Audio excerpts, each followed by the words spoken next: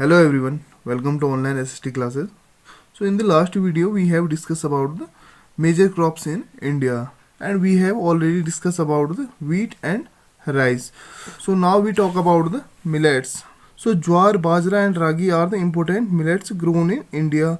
Though these are known as coarse grain, they have very high nutritional value. For example, ragi is very rich in iron, calcium, other micronutrients and roughage.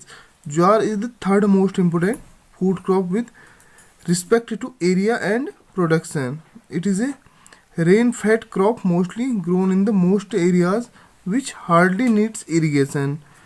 Major jowar producing states are Maharashtra, Karnataka, Andhra Pradesh and Madhya Pradesh. तो student आपके millets में कौन कौन सी crop आएंगी? तो millets में आ रही है आपकी ज्वार, बाजरा एंड रागी।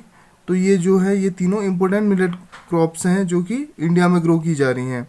एंड जो ये मिलेट्स होते हैं, अगर न्यूट्रिशनल की बात करें तो उसकी वैल्यू के मामले में ये काफ़ी हाई होते हैं या ये काफ़ी रिच होते हैं। जैसे रागी को हम लोकल लैंग्वेज में मडवा बोलते हैं। तो इसमें आपका कौन सा न्यूट्रिशन पाया जाता है? आपका इसमें आयरन पाया जाएगा, कैल्शियम है एंड अदर माइक्रो न्यूट्रिशंस है एंड इसमें फाइबर भी पाया जाता है आपका।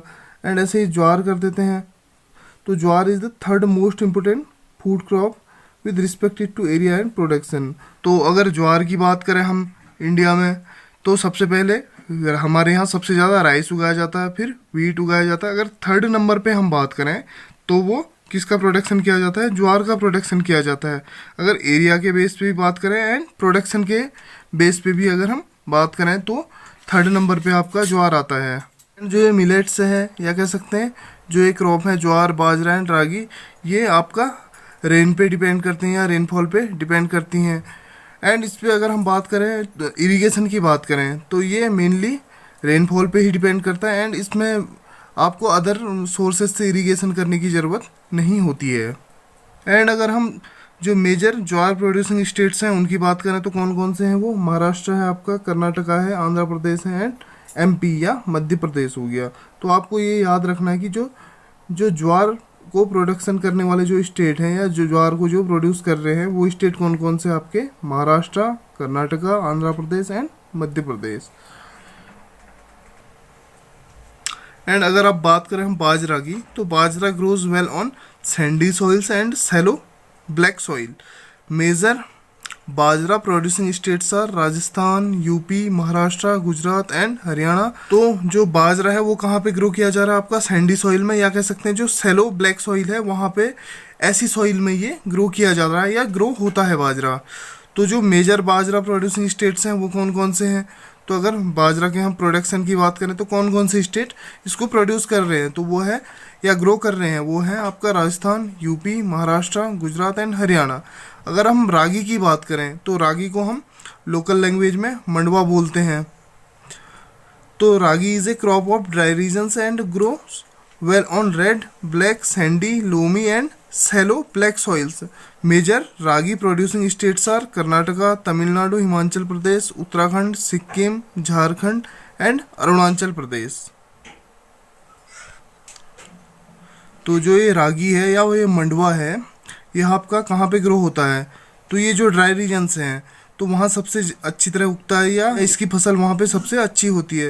एंड इसके लिए जो नीड होती है, किस टाइप की सॉइल की नीड होती है? वो रेड सॉइल चाहिए आपकी, ब्लैक चाहिए, सैंडी या लोमी हो या सैलो ब्लैक सॉइल हो। अगर हम रागी के जो मेजर प्रोड्यूसिंग स्टेट्स हैं उनकी बात करें तो वो है कर्नाटका, तमिलनाडु, हिमाचल प्रदेश, उत्तराखंड, सिक्किम, झारखंड एंड अरुणाचल प्रदेश। तो ये सारे स्टेट्स हैं जहाँ पे रागी का प्रोडक्शन किया जाता है या रागी को प्रोड्यूस किया जाता है। अब हम बात कर लेते हैं अदर क्रॉप्स की, जो है मेज या मक्का हम कहते हैं। It is a crop which is used both as food and fodder. It is a kharif crop which requires temperature between 21 degrees Celsius to 27 degrees Celsius and grows well in old alluvial soil. In some states like Bihar, maize is grown in Rabi season. Also, use of modern inputs such as HYB seeds Fertilizer and irrigation have contributed to increase production of maize. Major maize producing states are Karnataka, Madhya Pradesh, Uttar Pradesh, Bihar, Andhra Pradesh and Telangana.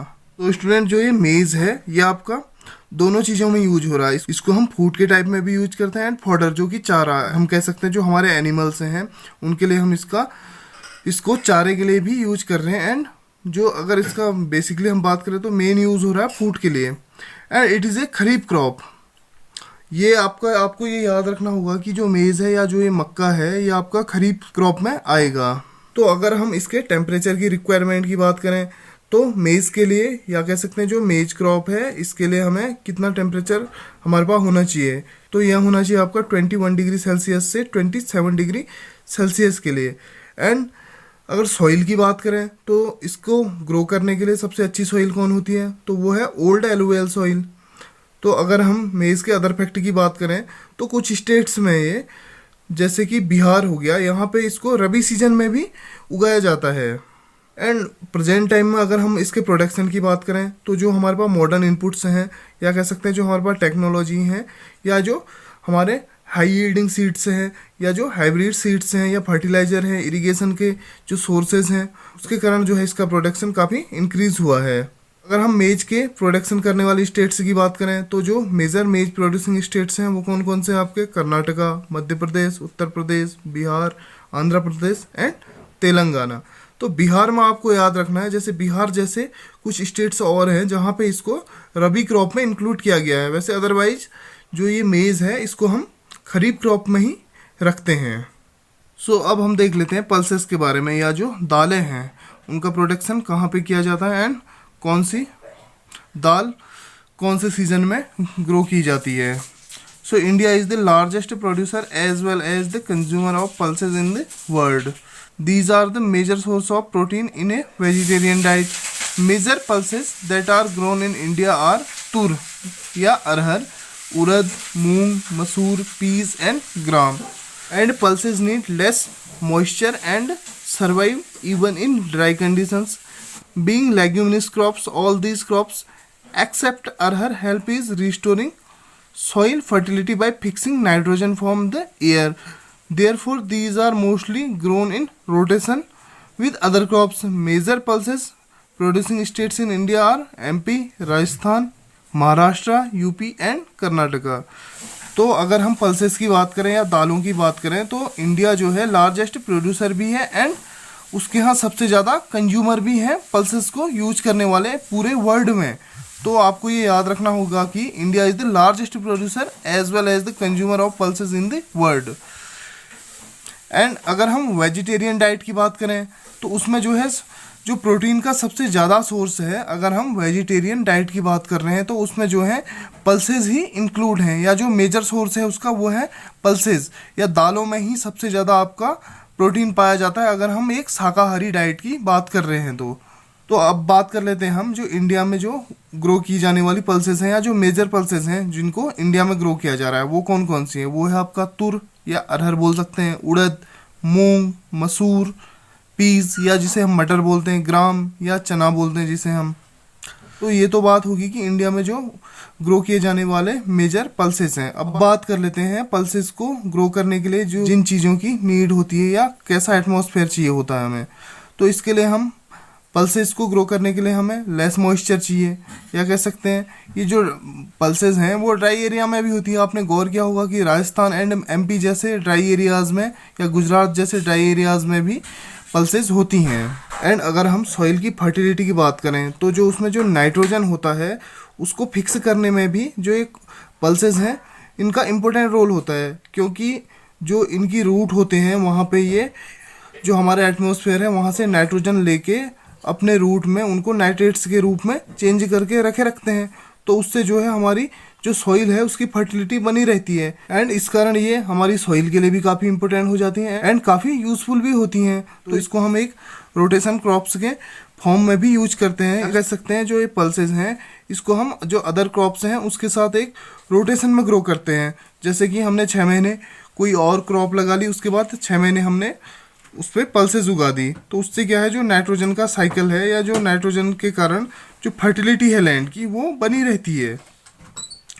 And major pulses producing states की बात करें तो India में हम वो है आपका MP, Rajasthan, Maharashtra, UP and Karnataka. तो जैसे अभी मैंने बात की थी कि जो पल्सेस हैं आपका ये ड्राई एरिया में ही ग्रो किए जाते हैं अधिकतर, जैसे मध्य प्रदेश, राजस्थान देख रहे हैं आप, महाराष्ट्र का, यूपी का पार्ट या कर्नाटका का पार्ट, यहाँ पे भी जो ये ड्राई स्टेट्स हैं यहाँ पे ही इसकी खेती की जाती है। तो आज की वीडियो में बस इतना ही। नेक्स्ट वीडियो में हम बात करने वाले हैं food crops other than grains. अगर ग्रेन्स के अलावा कौन कौन से फूड क्रॉप्स हैं जो इंडिया में ग्रो किए जा रहे हैं, तो इसके बारे में हम डिस्कस करेंगे नेक्स्ट वीडियो में।